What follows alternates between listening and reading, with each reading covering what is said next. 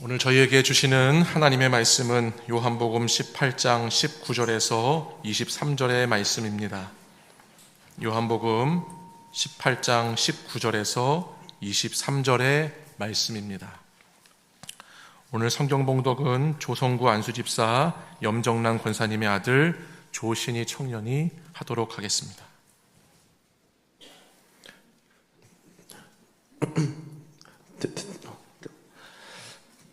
대제사장이 예수에게 그의 제자들과 그의 교훈에 대하여 물으니 예수께서 대답하시되 내가 드러내놓고 세상에 말하였노라. 모든 유대인들이 모이는 회당과 성전에는 항상 가르쳤고 은밀하게는 아무것도 말하지 아니하였거늘 어찌하여 내게 묻느냐. 내가 무슨 말을 하였는지 들은 자에게 물어보라. 그들이 내가 하던 말을 아느니라. 이 말씀을 하시매 곁에 섰던 아랫사람 하나가 손으로 예수를 쳐 이르되 네가 대제사장에게 이같이 대답하느냐 하니 예수께서 대답하시되 내가 말을 잘못하였으면 그 잘못한 것을 증언하라. 바른 말을 하였으면 네가 어찌하여 나를 치느냐 하시더라. 벌써 4월 1일 첫날이 되었습니다. 새해가 시작된 지가 얼마 되지 않은 것 같은데 화살처럼 빠르게 세월이 지나면서 벌써 4월의 첫날이 되었습니다. 여러분, 뭐가 좀 달라지지 않았습니까? 우리 교회가 얼마나 훌륭한 교회인지 고난주간 특세를 하면서 십자가가 생겼습니다. 이스라엘 백성들이 장대에 높이 달렸던 놋뱀을 보고 살았는데 우리도 높이 달린 십자가를 바라보며 날마다 은혜 가운데 살아가시기를 원합니다. 오늘 말씀에 나오는 인물은 대제사장 안나스의 아랫사람으로 주님이 신문 받으시는 동안에 그 곁에 있었던 사람입니다. 어제 잠시 말씀드린 바와 같이 대제사장 안나스는 사실 전직 대제사장입니다. 현재는 가야바라고 하는 이 안나스의 사위가 대제사장의 직을 맡고 있는데요. 안나스가 얼마나 당시에 최고의 권력의 실세였는가 하면 그가 대제사장에게 신문 받으러 가기 전에 먼저 안나스에게 와서 신문을 해야 하는 그러한 상황 가운데 있습니다. 그는 예수님을 신문하면서 제자들과 그분의 교훈에 대한 것을 묻습니다. 아마도 예수님께서 하시는 답변을 듣고 무엇인가 법리적으로 또 정치적으로 예수님께 책임을 묻고자 하는 그런 질문하는 것으로 보입니다. 그러자 예수님은 제자들에 대해서 침묵하시고 교훈에 대해서도 직접 말씀하지 않으시면서 이미 붙잡히시기 전에 세상에서 다 드러나게 말씀하셨고 유대인의 회당과 성전에서 이미 다 가르쳤다라고 대답을 하십니다. 그러면서 조금도 흐트러지심이 없이 우리 주님은 말씀을 이미 들은 자들을 통해서 너가 들어라 라고 최고 권력자 앞에서도 담대하게 권위 있게 말씀을 하고 계십니다. 그러나 바로 이와 같은 태도를 보면서 예수님의 곁에 있던 대제사장의 아랫사람 경비병 한 사람이 손으로 예수님을 때립니다. 그는 대제사장님께 그것이 무슨 대답이냐라고 하면서 손바닥으로 예수님의 얼굴을 치고 있습니다. 권위에 대한 예수님의 태도가 잘못되고 틀렸다라고 하는 것이지요. 그럼에도 예수님은 끝까지 중심을 잃지 않으시고 증거도 없고 증인도 없는 이런 불법 신문 자체를 지적하시면서 오히려 자신을 때린 사람을 꾸짖고 있습니다. 분명히 세상적인 관점에서 보면 대제사장과 그 부하는 강하고 체포되어 끌려오신 예수님은 약한데 오히려 오늘 말씀을 보면 예수님은 강력한 권위를 가지고 계시고 이들은 그 권위 앞에서 무엇인가를 제대로 하지 못한 채로 유명무실한 자들로 서 있다라고 하는 것을 보여줍니다. 더욱이 오늘 저와 여러분이 읽고 있는 이 요한복음 18장의 말씀이 참 흥미로운 것은 뭐냐면 성경 전체 가운데에서 이 요한복음 18장 말씀에 대제사장이라고 하는 단어가 가장 많이 나옵니다. 무려 10번이나 이 짧은 단락 가운데 계속 나오면서 집중적으로 대제사장이라는 것을 소개하고 있습니다. 이는 우리의 영원한 대제사장이신 예수님과 세상의 거짓 대제사장을 비교하면서 아무런 증거도 없이 자기 감정, 또 기득권, 또 권력 앞에서 잘 보이기 위해서 거짓 대제사장을 붙잡고 살아가고 있는 이 한 불쌍한 사람의 인생을 오늘 성경이 비춰주고 있습니다. 우리가 어제와 그제 살펴보았던 가룟 유다와 베드로는 예수님 곁에 있지 못하고 배신하여 반대편에 서 있거나 세상으로 추위를 피하려 주님을 부인하는 자리에 서 있었는데, 오늘 본문에 나오는 이 사람은 예수님과 가장 가까이에서 손이 닿을 거리에 그가 있었지만 정작 가까이 계신 분을 알지 못했고, 아니 더 정확하게 말씀을 드리면 진정한 대제사장이 누구인지, 나의 주인이 누구인지를 제대로 모르는 것으로 인해서 주님을 때리고 주님을 아프게 하고 있는 사람이라고 하는 것을 우리는 말씀을 통해서 깨달을 수가 있습니다. 이는 우리도 마찬가지입니다. 오늘 우리 가운데 내가 주님을 손으로 쳤다라고 생각하시는 분은 아마 한 분도 안 계실 것 같아요. 내가 때로는 예수님을 배신하기도 했고 때로는 예수님을 부인한 적도 있을지 모르지만 내가 직접 예수님을 손으로 친 적은 없다라고 다 생각하실 겁니다. 근데 가만히 생각해 보면 우리도 진리의 말씀을 거스르면서 영원한 대제사장이 아니라 인간 대제사장에게 비위를 맞추며 나에게 가장 영향력을 행사하는 돈과 사람과 세상의 것들에 충성을 바친 적이 없는지 우리도 곰곰이 생각해 보아야 하는 것이죠.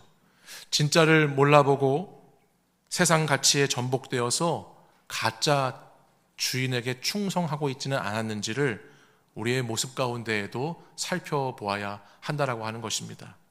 안나스의 경비병처럼 세상의 눈치를 보느라고 진리를 외면하지는 않았는지, 사람의 비위를 맞추느라고 심지어 예수님을 때리는 것처럼 우리 주님을 아프게 하지는 않았는지, 폭력을 가하며 가짜 권위에 충성하느라고 그렇게 열심히 살아가지는 않았는지, 내 인생의 주인을 정말 제대로 삼아서 모시지 않고 다른 헛된 주인으로 삼아 살지는 않았는지를 우리도 생각해 보아야 하는 것이죠. 고난주간을 보내면서 여러분들이 날마다 그렇게 눈치 보면서 잘 보이려고 살아가는 현대판 대제사장은 누구이고 무엇인지를 우리 삶의 자리에서 깊이 생각해 보아야 할 것입니다. 세상의 대제사장은 자기의 안위만을 생각하면서 한 사람이 백성을 위해 죽는 것이 낫다라고 하며 예수님을 죽이는 자의 자리에 세우고 남을 희생시켜서 자기 권력을 유지하고자 했습니다. 진정한 대제사장이신 예수님은 자신은 결박당하고 고난받으시며 죽음의 길로 가시면서도 끝까지 제자들을 걱정하시고 간절히 마지막까지 그 제자들을 위해서 기도하시는 제사장인 것을 우리는 말씀을 통해서 볼 수가 있습니다. 오늘 말씀에 나오는 예수님 곁에 서서 주님을 손으로 쳤던 이 사람은 바로 이와 같은 대제사장이 진짜 누구인지를 몰랐기 때문에 참된 목자이신 예수님을 거부하고 그분을 때렸던 것입니다. 안나스는 사람을 죽여서 자기 자신의 지위를 지키고자 하였지만 우리 예수님은 자신이 죽으심으로 우리를 살게 하신 분이심을 이 경비병은 몰랐습니다. 우리가 가룟 유다처럼 베드로처럼 주님의 마음을 아프시게 할 것을 아시면서도 영원한 대제사장이신 예수님은 우리와 하나님을 연결하시기 위해서 십자가에 달려 돌아가셨습니다. 왜냐하면 대제사장의 가장 중요한 역할이 뭐냐면 하나님과 인간 사이의 중보자로 백성의 죄를 사하는 것이거든요. 그리고 이를 통해서 하나님과 연합되고 연결이 되도록 하는 것이 우리 주님 대제사장의 사명이기 때문에 주님은 친히 화목제물이 되셔서 십자가에 달려 돌아가심으로 끝까지 그 순종의 길을 걸으시고 우리가 하나님과 하나 될 수 있는 길을 열어주셨지요. 경비병이 이 사실을 알고 이것을 믿었다면 아마 그의 인생은 영원히 달라졌을 겁니다. 또한 경비병은 안나스가 자신을 지키기 위해서 자기 사람을 도구로 쓰는 존재라는 것, 하지만 예수님은 자기 사람을 끝까지 사랑하시며 제자들을 위해서 죽을 때까지 기도하시는 분이라는 것도 경비병은 몰랐습니다. 요한복음 17장 말씀에 보면 예수님께서 십자가를 지시기 전에 제자들을 위해서 마지막에 끝까지 기도하시는 말씀이 나옵니다. 이것을 소위 대제사장적인 기도다라고 성경에서 말씀을 하는데요. 그 기도의 핵심 구절이 11절 말씀인데 우리 이 말씀 같이 한번 읽어보겠습니다. 시작. 나는 세상에 더 있지 아니하오나 그들은 세상에 있사옵고 나는 아버지께로 가옵나니 거룩하신 아버지여 내게 주신 아버지의 이름으로 그들을 보전하사 우리와 같이 그들도 하나가 되게 하옵소서. 아멘. 주님께서 마지막까지 자기 사람들 제자들을 위해서 기도하신 것은 세상 방식의 권력과 폭력이 아니었습니다. 주님은 끝까지 진리와 사랑으로 하나님과 하나 되기를 기도하셨고 또 서로가 하나 되기를 기도하셨습니다. 거짓 대제사장이 위협과 폭력으로 가짜 하나됨을 만들려고 했지만 우리 주님은 사랑으로 하나 되어서 본인이 희생하시면서 하나님과 하나 되기를 원하셨고 우리도 하나 되기를 원하고 계십니다. 그러므로 만약 우리가 서로 하나 되지 못한 채로 여전히 내 욕심과 내 욕망과 자아 중심적인 삶으로 살아가고자 한다면 또 그와 같은 삶을 계속해서 추구하며 살아간다면 우리는 오늘 예수님의 뺨을 내려치는 그런 성전의 경비병과 같은 그와 같은 모습, 그가 서 있는 곳에 서게 된다는 것을 기억해야 할 것입니다. 사랑하는 여러분, 우리는 하나가 되어야 합니다.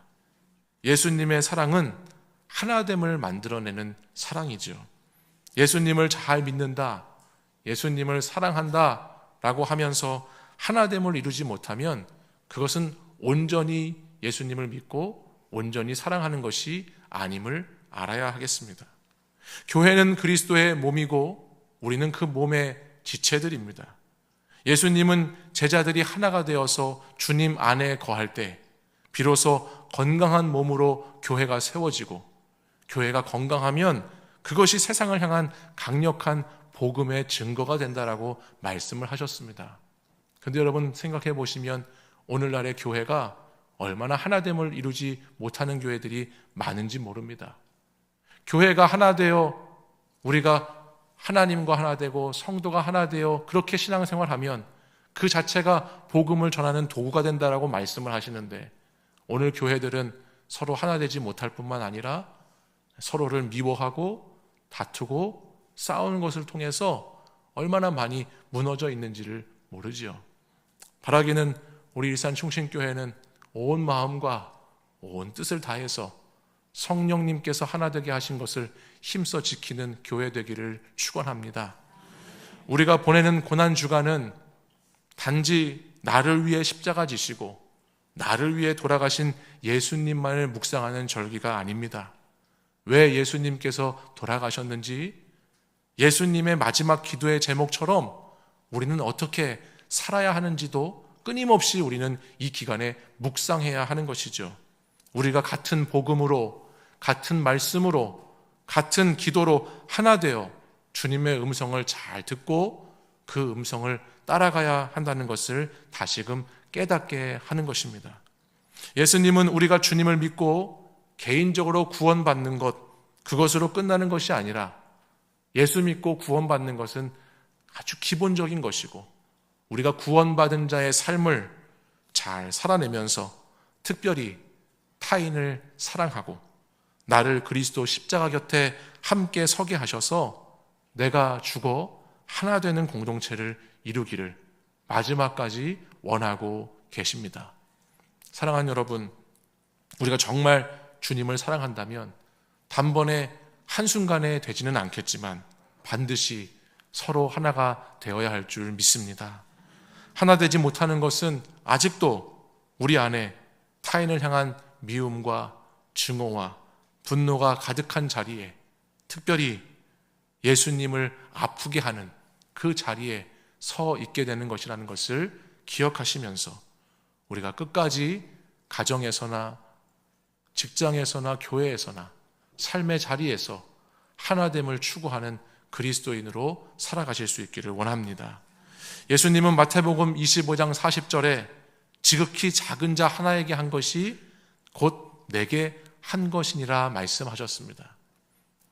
우리가 작은 자라고 여겨지는 사람들, 세상에 소외되고 가난하고 불쌍히 여김을 받아야 되는 그 사람들 한 사람에게 한 것이 예수님께 한 것과 같다라고 말씀을 하셨습니다.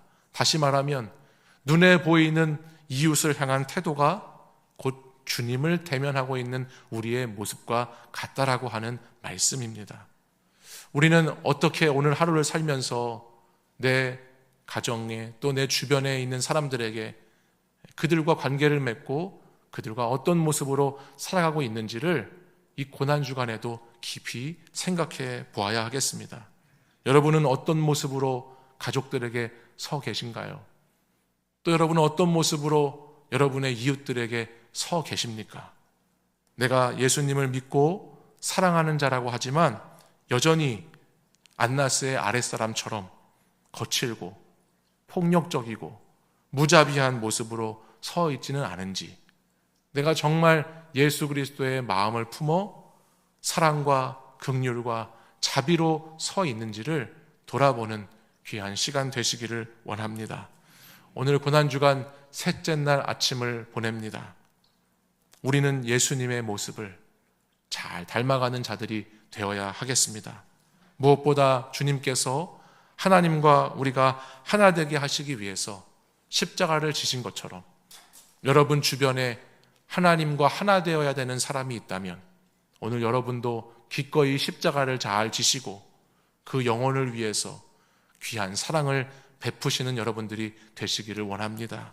또한 우리가 서로 하나 되기 위해서 주님은 끝까지 기도하셨던 것처럼 내가 하나 되지 못하고 있는 지체, 내가 하나 되지 못하고 있는 예수 그리스도의 몸이 있다면 오늘 그것을 위해서 하나 되기 위해서 끝까지 기도하실 수 있는 저와 여러분이 되셔야 하겠습니다. 오늘도 여러분 살아가는 삶의 자리 가운데 주님과 하나 되셔서 연합하시고 사랑하는 이들과 하나 되셔서 연합하시고 내게 불편한 사람, 내가 미워하는 사람, 용서해야 할 사람, 그 사람들과도 잘 연합하셔서 하나 되시는 진정한 그리스도인의 제자의 삶을 살아가시는 저와 여러분 되기를 간절히 축원합니다.